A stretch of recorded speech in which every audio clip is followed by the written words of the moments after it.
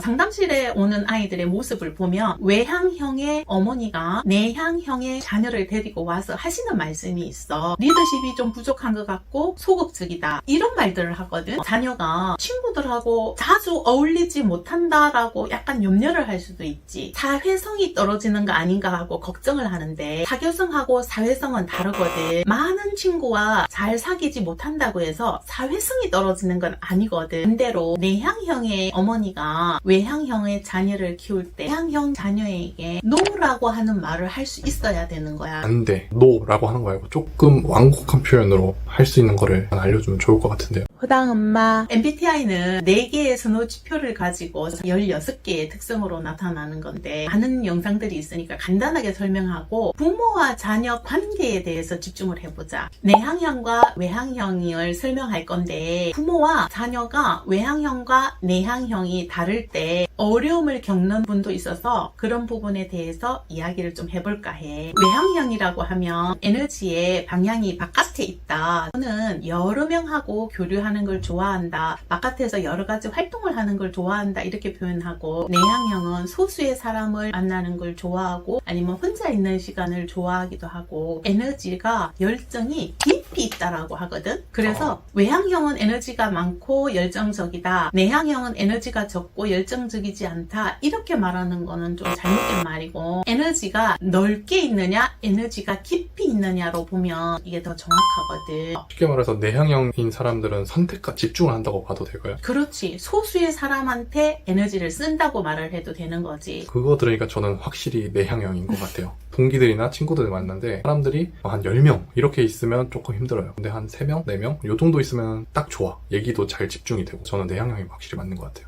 맞아. 또 하나는 외향형의 아이들을 만나거나 외향형의 어머니들을 만나서 질문을 하면, 질문을 하고 나서 네. 답을 얻기까지 시간이 짧아. 그런데 내향형의 아이들이나 내향형의 부모님을 만나면 질문을 하고 나면 한참 후에 답이 나와. 그럼 그 질문에 대한 답을 찾기 위해서 안쪽으로 내 내면에 좀 집중을 하고 그런 시간이 필요한가? 그렇지. 쉽게 말해서 머리로부터 온몸으로 생각을 한 다음에 답이 나오는 시간이라고 생각해도 돼. 그러면 지금 이런 설명들을 들으시면서 어머님들이나 또는 이제 우리 아이가 어떤 특성이다라고 한번 상상하면서 보셔도 좋겠네요. 그렇지.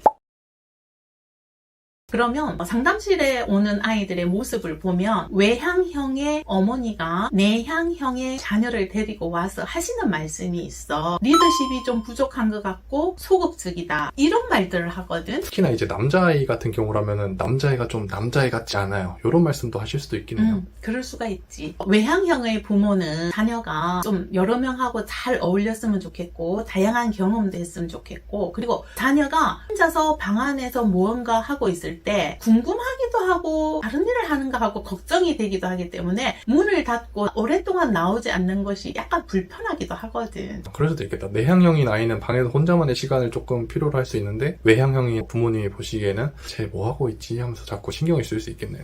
그리고 또 외향형의 부모는 자녀가 친구들하고 자주 어울리지 못한다라고 약간 염려를 할 수도 있지. 본인은 친구가 엄청 많았는데 그것과 다르게 우리 애는 마당발이 아니네 하는 그런 걱정이 있을 수 있겠네요. 그런데 어머니들께서 내향형 자녀가 사회성이 떨어지는 거 아닌가 하고 걱정을 하는데, 사교성하고 사회성은 다르거든. 많은 친구와 잘 사귀지 못한다고 해서 사회성이 떨어지는 건 아니거든. 이거는 사교성이 떨어지는 문제라는 거지. 그리고 또 사교성이 떨어진다고 해서 리더십이 없지도 않아. 내향형이지만 리더십을 발휘할 수 있는 아이도 있다는 뜻인가요? 그렇지. 무슨 나는 너가 내향형이지만 리더십은 꽤 있는 거를 보거든.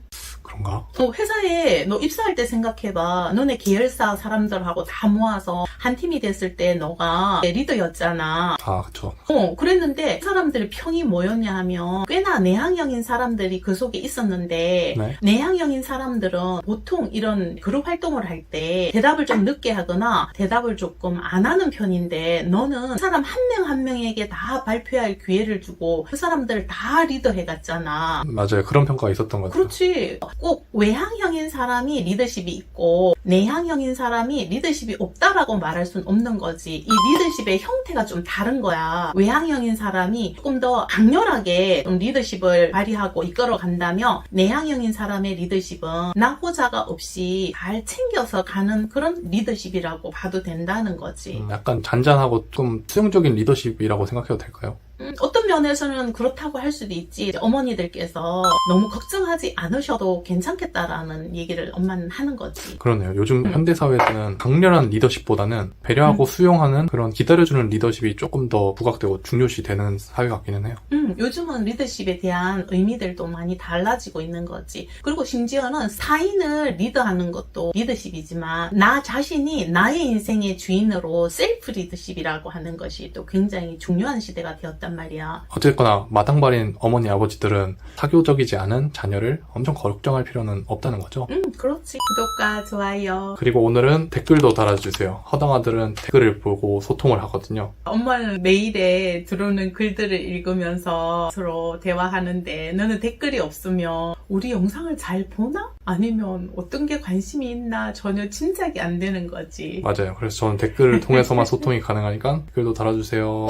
외향형과 내향형인 것 때문에 학습에 있어서 크게 어려움을 나타내지는 않아. 근데 그런 거는 있어. 외향형인 아이들은 학원 다니면서 친구들하고 어울려서 노는 재미도 꽤나 즐거워하는 거지. 그런데 내향형인 아이가 학원에 가가지고 너무 많은 에너지를 쓰는 거는 아이 자신이 조금 불편해할 수도 있어. 그럴 때는 과외를 한다든지 혼자서 영상을 보면서 공부를 한다든지 아니면 혼자서 정리하는 시간을 가지는 것도 하나의 공부 방법일 수는 있지. 그 아이가 스스로 선택할 수 있게 기회를 주는 것도 굉장히 좋다라고 할 수 있지.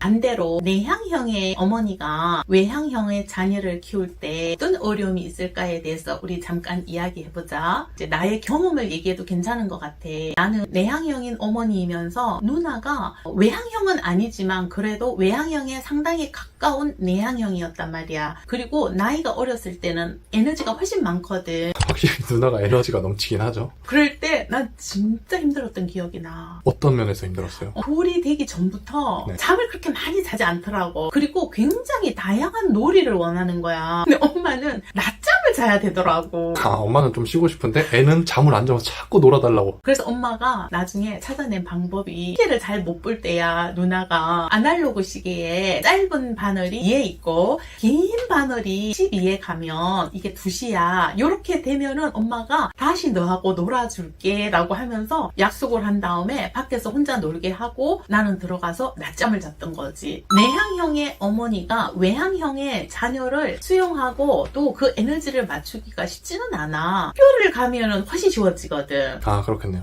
에너지를 밖에서 많이 쓰고 돌아오기 때문에 괜찮거든. 씨가 너무 나가 돌면은 또 부모님 입장에선 걱정이 될 수도 있잖아요. 그렇지. 그리고 또 어떤 아이는 학원을 너무 여러 개를 다니고 싶어 하는 거야. 여러 가지를 하고 싶어 하는 것에 대해서 조금 또 우려를 나타내기도 해. 나는 오래전에 강양이란 곳에서 자녀와 아버지가 오셨어. 상담을 받으러요?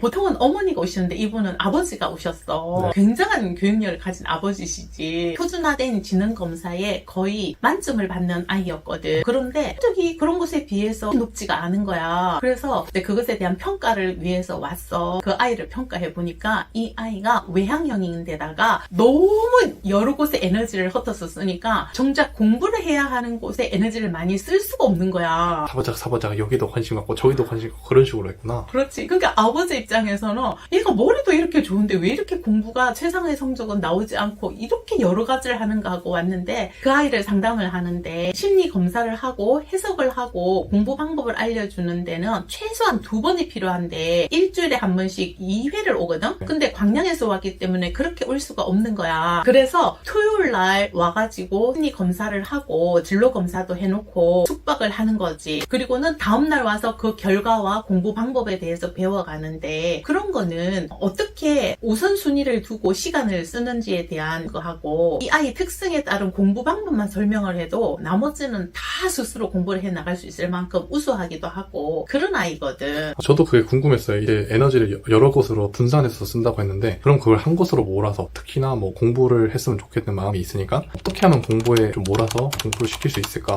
이게 좀 궁금했거든요. 지능이 높으면서 여러 군데 관심이 있는 외향형인 아이들이 좀 더 어려워. 이런 아이들은 대여섯 개를 다 잘해. 악기도 잘 다뤄, 노래도 잘 불러, 그림도 잘 그려, 운동도 잘해. 그게 더 어려워 오히려. 네. 초등학교 저학년 때까지는 이렇게 해도 돼. 그런데 사람이라는 게 능력이 한계라는 게 있어. 100의 에너지를 가졌는데 10군데 쓰는 거 하고 50의 에너지를 가진 사람이 2군데 25씩 쓰는 거 했을 때 결국은 나중에 성공이라는 곳에 이르는 거는 25의 에너지를 지속적으로 오래 쓴 사람이 더 성공하거든. 그래서 어떻게 하면 한 곳으로 모을 수 있을까 방법이 좀 궁금한데 전부 다 가르쳐 줄 수는 없지만 약간의 팁을 주실 수 있나요?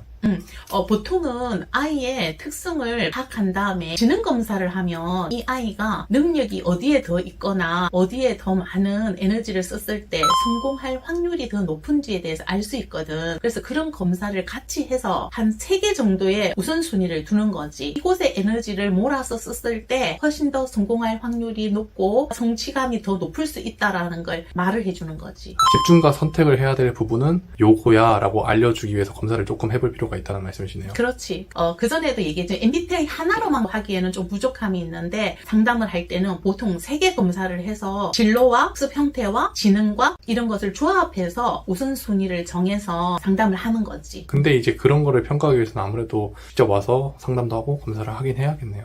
그런 어려움이 있을 때는 직접 상담을 하지 않고 이 영상만 가지고는 좀 어려운데 어쨌거나 이렇게 외향형의 아이는 또 이런 면이 있더라는 거지.